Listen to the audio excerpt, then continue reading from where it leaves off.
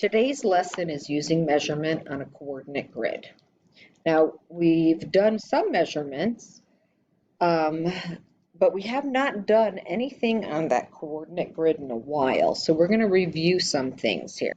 First off, we have the x-axis, which is the horizontal line,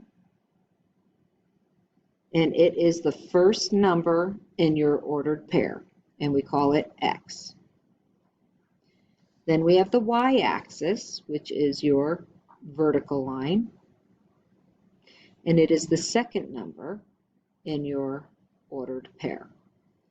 What is an ordered pair? That's when we have x and y, okay? So then another term that we need to remember is the term origin. The origin is directly in the center of my grid, and its ordered pair is 0, 0. That means I didn't go left or right, nor up or down. I stayed right at the origin, the starting point. Just to remind you, when we have a number line, the numbers to the right of 0 are positive. The numbers to the left of 0 are negative. The numbers above 0 are positive. The numbers below 0 are positive. So because we know all that, there are certain positives and negatives in each of the quadrants. As you can see, there are 4 quadrants. Quad means 4. So in quadrant 1, we're going to have all positive x's and positive y's. So we're going to, oops, I want to make sure I write positive, not the x. Sorry. Positive, positive. Then in quadrant 2, my x is going to be negative, my y will be positive, so it's a negative, positive. Those are what my ordered pair will look like. In quadrant 3, my x is negative. I put the wrong thing down here. My y is negative. Remember, below 0 is negative, so I apologize for any confusion. And then over here, we have my x is positive and my y is negative. So I'm going to say positive, negative. Let me make sure that I did everything right because we made so many errors. Just want to make sure. Now, one thing I wanted to mention about my ordered pair, you notice that there's positives and negatives. Well, here's the thing. It's called an ordered pair because order matters. You cannot do y then x. It's always x then y. X in the alphabet is first, y is second in the alphabet. In an ordered pair, x is always first and y is always second. Now, I said we're using measurements on a coordinate grid. Well, one thing that we've already done to measure things is volume. Volume is the number of cubic units that fill a 3D object.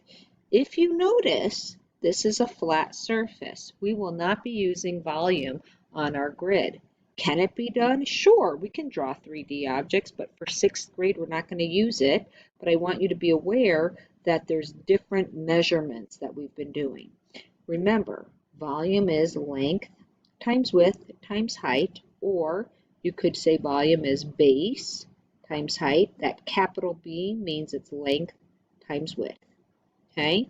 You already have that calculated. This is not for this day today, but it is something we learned with measurement. Now, this one we are going to use. It's area. Area is the number of square units that cover a 2D object. What is my formula for area? Well, it's A equals length times width, or A equals base times height. These are synonymous. Now, I'm going to highlight a couple of very important things because it's squares that cover 2D object. That's our area. Now, here's the biggie for today, perimeter. Perimeter is something, it's our new concept. However, I know you've been introduced to this before, but we're going to be using this one primarily, along with area as well, which will be a review. Perimeter is the distance around a 2D shape.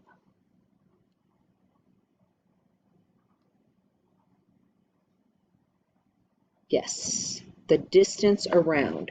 What we would call that is we're measuring the rim.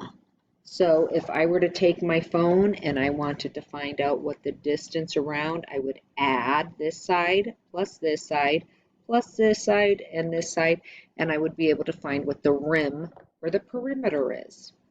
So it's the distance around a 2D shape. So let's take a look at this example that I have here. If it's a rectangle and this side's 3, I know this side is also 3. They're the same. And if this side is 7, this side is 7 as well. So how do I find my perimeter? I add all sides. So 7 plus 3 plus 7 plus 3, 10 plus 10 equals 20. And we say that in units, not units squared, not units cubed, just units. Now, you don't have to use a formula, but I do want you to be aware that there is a formula. So we would say P equals, notice it's capitalized, length plus width plus width. Now, I did length, width. I can do that because of the commutative property of addition. Sorry, we're adding here. It can also look like this. This is repeated addition, so I could say 2L plus, because that would be 2 times L, plus 2 times W. Those are our formulas. You can just add it up like I did as well. So let's take a quick peek at something we did so we can utilize this on our coordinate grid. So when I look down here at this, right here, this tells me that I have a side length of 3 by 3. They drew it, so that's 3 by 3. The perimeter would be 3 plus 3 plus 3 plus 3. So I would end up with 12 as my perimeter. Here, my area. Well, guess what? They gave me the side lengths. The side lengths is actually area. Area equals length times width. So that would be 3 times 3, and that would be 9 units squared. Let's take a look at this one. Ooh, they gave me a perimeter, so I need to figure out what type of square or rectangle will end up equaling 18 units. Well, I'm going to tell you the best thing for you to do is to draw it out. So here, I'm not drawing it here because that's going to be more permanent and I want to practice it. So if I know that one side is 5, another side could be 5. So that's 5 plus 5 and plus 2 more numbers, and they have to be the same, and it will equal 18. Well, if this is 5 and 5, which is 10, I have to have something that equals 8. Well, guess what? 4 and 4 equal 8. That works. I could have changed it up. I could have done 6 and 3, either way. So I'm going to draw my 5 by 4 figure, and it doesn't matter where. I'm going to just start here and say 1, 2, 3, 4, 5, and 1, 2, 3, 4. There's my figure. I'm going to make sure it's 4 and it's 5. So now I have my figure, which is B, and my area I then would take and multiply, and I end up with 20 units squared. Hey, look down here. They gave me my area. Well, that's where I know that area equals base times height, or I can just plug in and I can say 30 equals something times something. Well, there's a slew of numbers. 5 and 6, 2, 15, 3, 10, 1, 30. All of those will work. So here, I'll choose 2 and 15. So I would say, oh, and I can just draw it here, 1, 2. Then I don't think I'm going to get it there. Nope, I'm going to go into a different area because it's not long enough. So let me go over here, 1, 2, and then I need to go 15. There's 7, 1, 2, 3, 4, 5, 6, 7, 8, 9, 10, 11, 12, 13, 14, 15. Boom, boom, boom. 2, 15. And I can say 15 times 2. My perimeter ends up being, my area is 30 units because 15 times 2 is 30, but my perimeter is 15 plus 15 is 30, and 2 plus 2 is 4, so it's 34 units.